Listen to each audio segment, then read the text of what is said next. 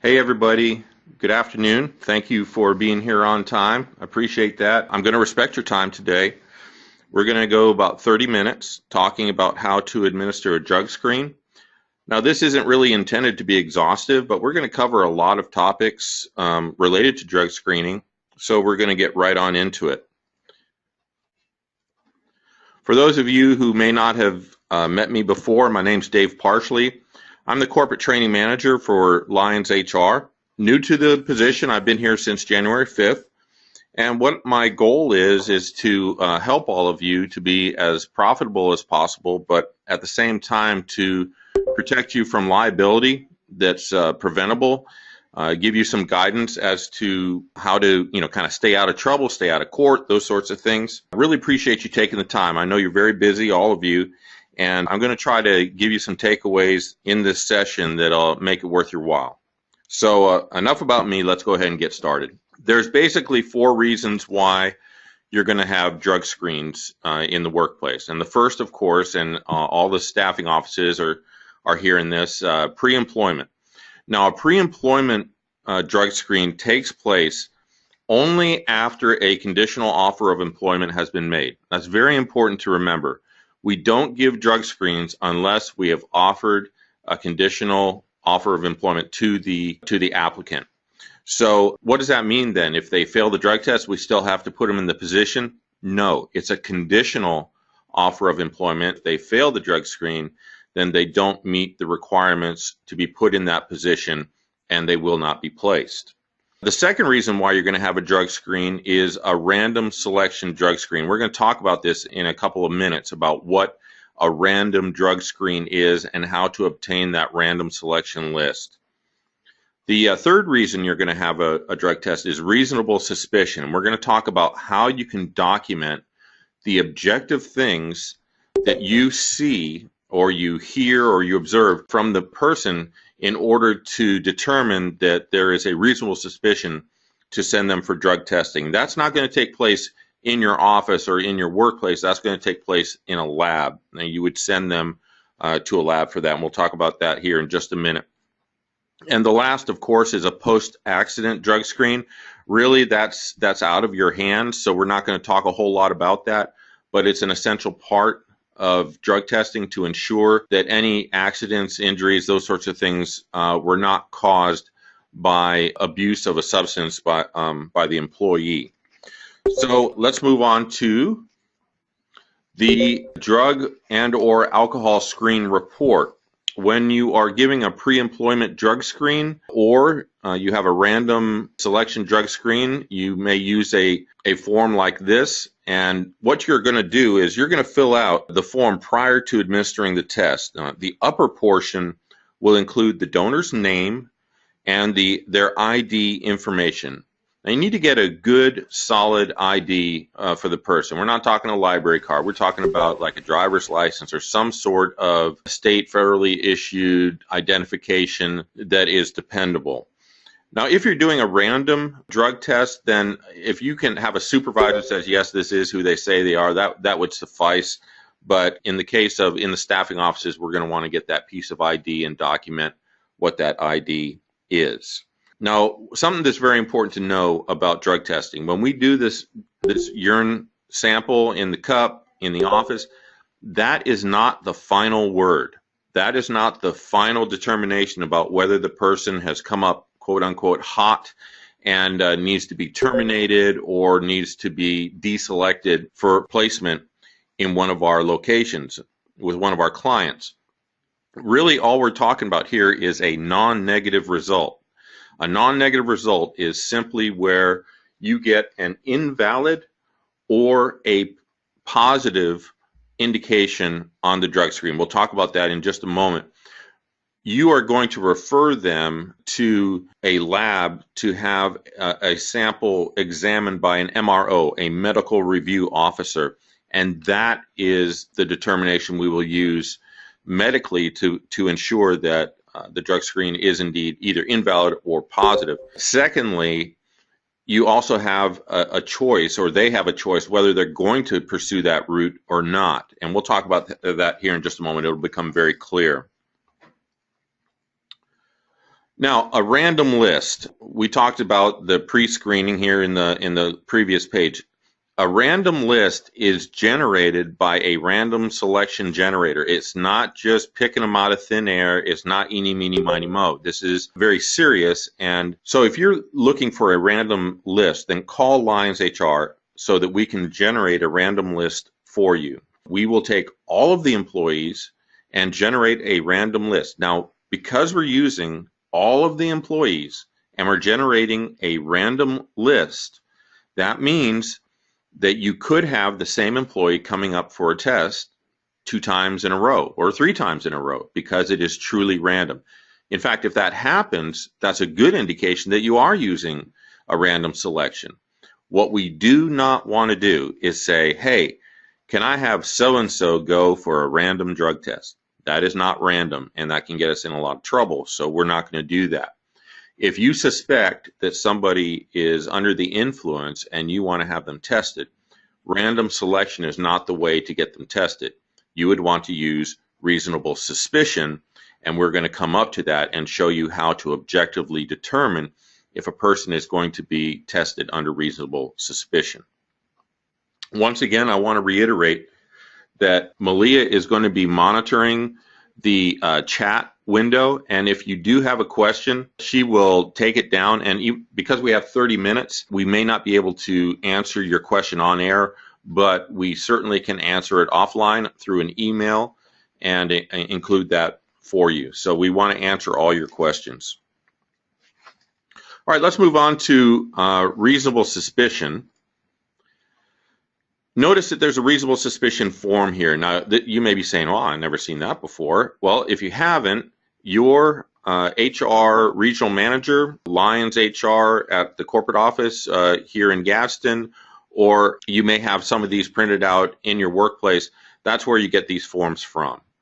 And notice what it says on here. Look at all those things that are located under that dotted line there. Disorientation, thick, slurred speech, glassy-eyed, poor motor coordination. If you look at all those, none of those are gut feelings. None of those are intuition. All those are measurable, observable, objective observations that you can make to determine if a person may be under the influence of some sort of intoxicant. So what you do is you fill this form out if you suspect that somebody is under the influence of some sort of intoxicant, and then you would immediately fax it into Human Resources at the number provided at the bottom of the form. Together with you, we will evaluate the things that you're seeing in this employee and determine what the best next steps are to either test them or maybe gather a little more information prior to testing them. Once again, we have your safety, your legal protection, and the employee safety in mind. I will say this. Let's say that we fill out the reasonable suspicion form, and hands down, we have reason to send this person, okay? Let's say, just for the sake of argument, that they have jerky movement of the eyes, they have a staggering gait, they have an odor of burnt rope, and maybe they're hearing and or seeing things. Now, they're in pretty bad shape.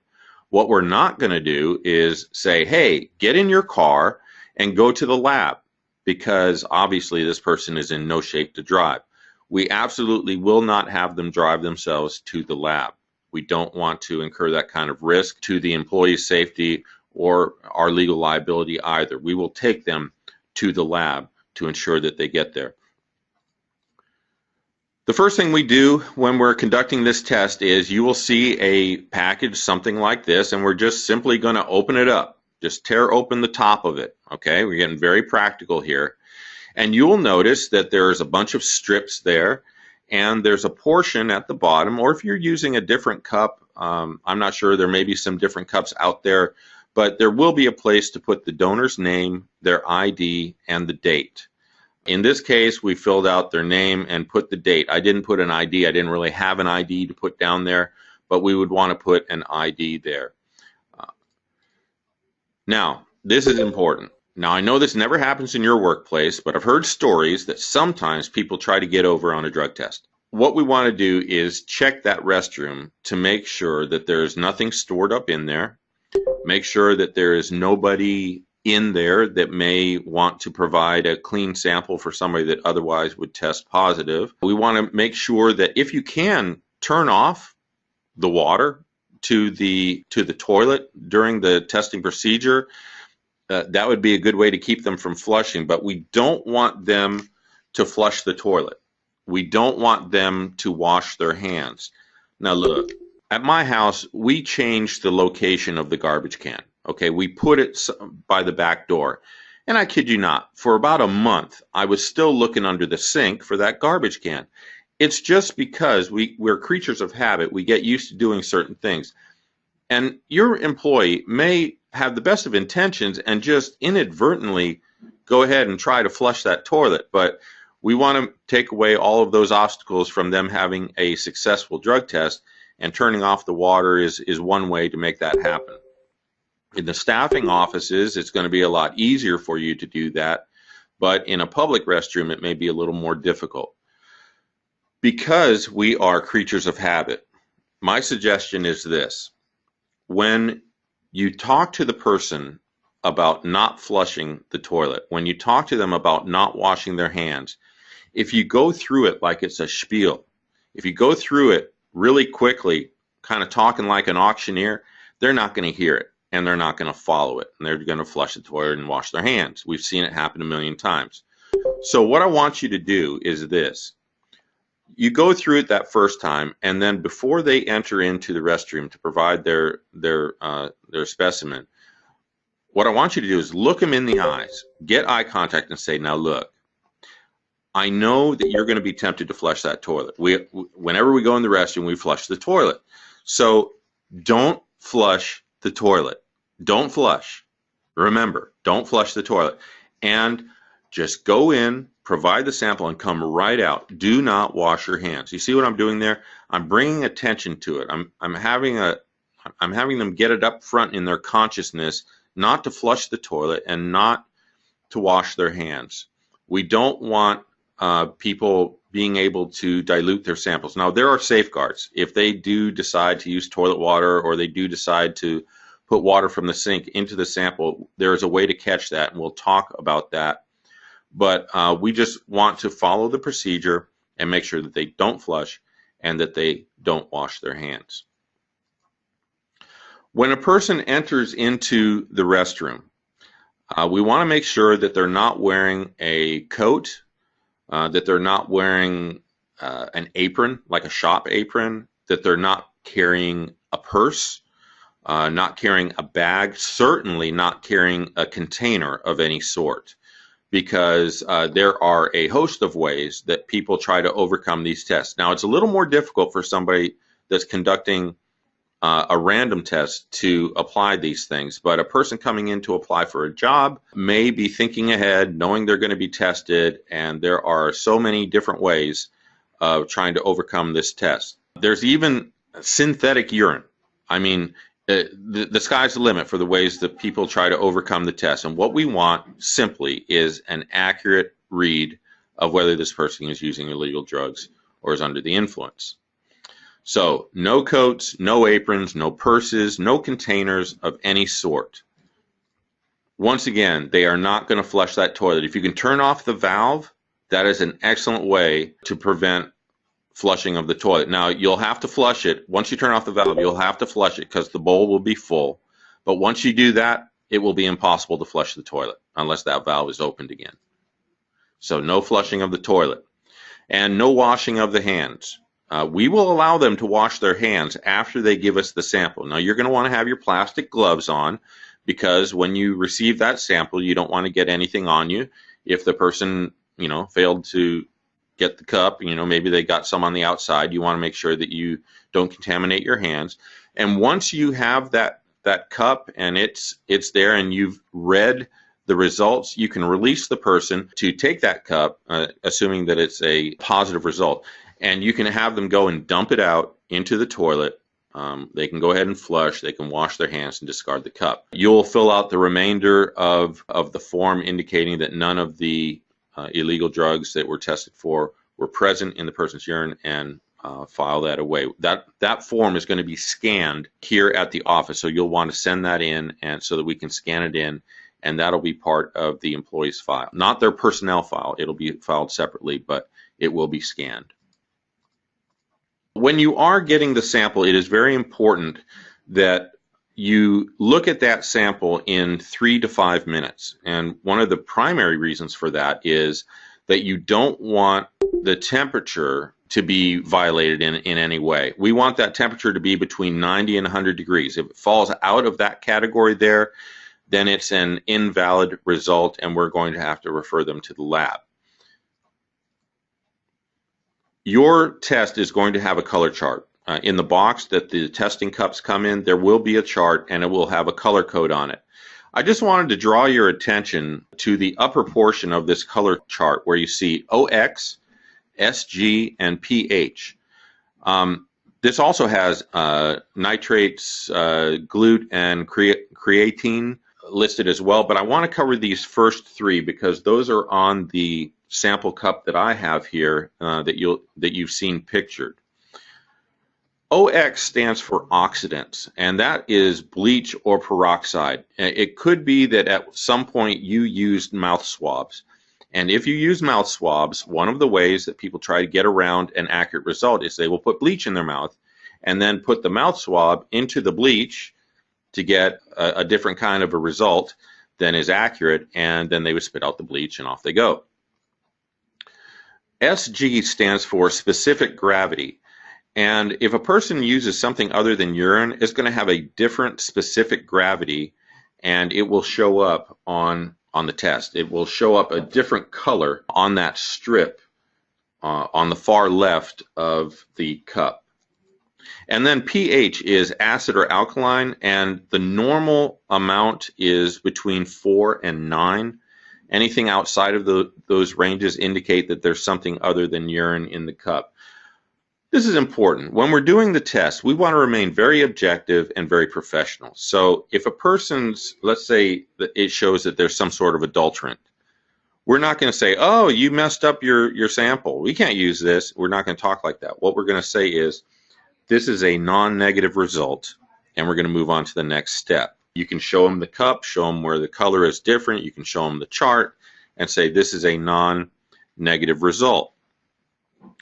Now, there's 2 areas that you can go to there. Either this is a person that is applying for employment, or this is a current employee. If a person is applying for employment, they can, at their own expense, within 1 hour, go to a lab, pay cash up front, and get a second test done. The MRO will read the results of that and will indicate whether we got a false reading on ours, and then we could clear them for placement with one of our clients.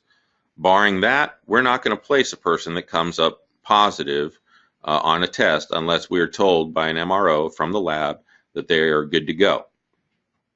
If it is an employee, then we have some other things kick in. We're going to talk about those. Take a look at the bottom of the cup there.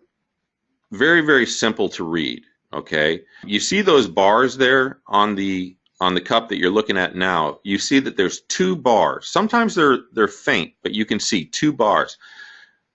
This is an actual sample. Okay, this is an actual result. So this is what it's going to look like when you have a negative result. You'll see 2 bars on each one of those categories. Now, if you see only 1 bar, that's an indication that you have a positive result. A positive result means that you have to take the next step, and they either go to the lab or we do not allow them to enter into a position. An invalid result will show no bars at all. So blank or 1 bar indicates that we have to take some additional steps. 2 bars means that it's all negative and we can move on. We can return an existing employee to work immediately, or we can proceed with a person in a staffing office to move to the next steps of placing them with the client. Now, the second test is going to cost money, okay? For the employee or for the employee applicant, it's going to cost them money to get that second test at the lab. For an existing employee, we are going to have them go to the clinic in less than 1 hour. Failure to go to the clinic in less than 1 hour is a cause for termination. Okay, this is failing to take a drug test. We have set that down as the standard, and that is the standard that we follow. They have 1 hour to get to the clinic to get a second test and to dispute a positive result. If an employee comes up positive, and once again, we're talking about employees here, we have to tell payroll. Now, why in the world do we need to tell payroll if somebody is going to the lab to have a positive confirmed or checked out? Well, it's because of this. If that employee goes to the lab and it's shown to be negative by the MRO, let's say they were taking some prescribed medicine and it showed up on the drug screen, and they go and the MRO says, no, this is prescribed, it's okay. Then we, that being Lions HR, we are going to pay for that test. If, however, it is confirmed that the person was partaking of an illegal drug, a substance that was not allowed, then the cost of that test is going to be deducted from their final check. Either way, we have to know in order to pay for the testing of that employee. So it is very important. If you get a positive, I want you to put a big equal sign in your mind. If there is a positive, I want you to contact payroll immediately so that they have it on their radar and we can make sure that we pay for the tests appropriately. Now, if the employee chooses to stop the process, we want to document that the employee refused to provide the sample, and that is grounds for termination. An employee refusing to take the drug test is grounds for termination. If you ever have a doubt, okay, if you have a situation and you just don't know, if you're not sure how to call it, give us a phone call. Your regional HR manager or calling HR here in Gadsden, we'd be happy to help you with those determinations. That's what we're here for, and we'd be happy to consult with you. I think you know by now, if you have some experience with this, every case is different, and we handle them one by one. So you won't see me making a whole bunch of blanket statements here because each case is different, and the longer that you do this, the more you figure out that that's the case. Finally, when the person is done, you simply take the remainder of the sample, have them go to the restroom and dump it out, flush it down, wash their hands, and move on. So that is the testing procedure. Some of the things that I was wondering about is where do we get the cups from? Where are the testing cups provided?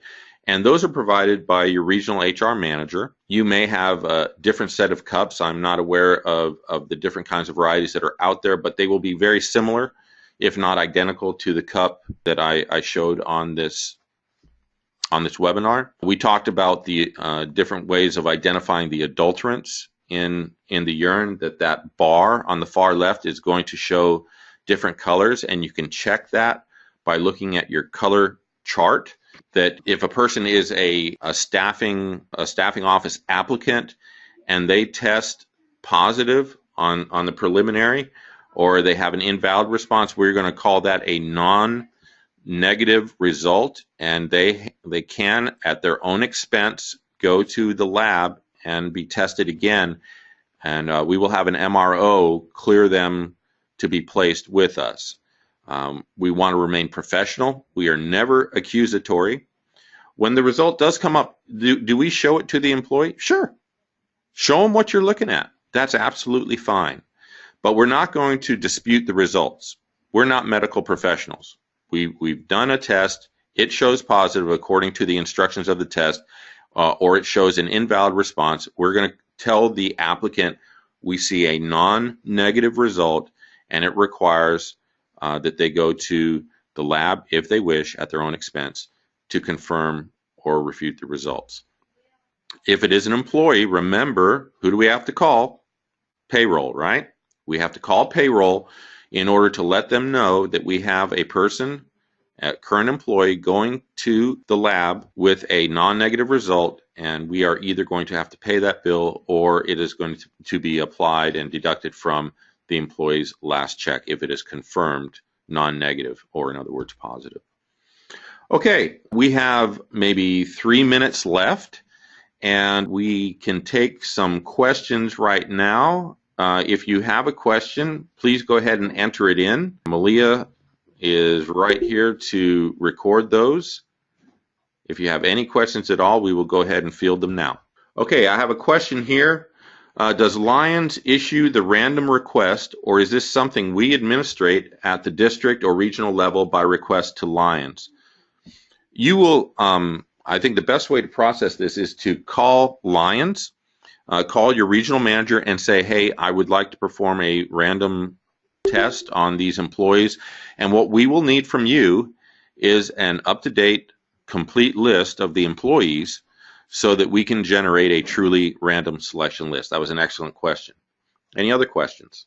Okay, we have a question. I didn't hear if you said, but what do we do with used test cups? Excellent question. When the test cup has been used, you go ahead and you can have, once you've got the reading on it and you've recorded it on your sheet, then you can instruct the employee to dump the sample into the toilet, flush the toilet, and then you can discard the cup. All right, and really it's up to you how you want to perform the random selection tests. Sometimes it's a matter of policy. Sometimes it's locked in your policy. You can do it on a monthly basis, on a quarterly basis. Really, it's up to the individual business. But I will tell you this, it is far better to have employees that are not using drugs on your staff. They are a large source of injuries, and not only to themselves but others. And I want to encourage you to be diligent in doing this. Have us do our work for you. I mean, we want to help you with getting these tests done, and we're more than happy to help. If you want any more specifics about drug screening, you can call the following number, 256-546-9493. I'm going to say that again. If you want more specifics about drug screening that we weren't able to cover today, 256-546-9493. Thanks everybody for joining us. I appreciate being here, and it's 12:30. We're going to sign off. I'm looking forward to doing more webinars with y'all. Bye-bye.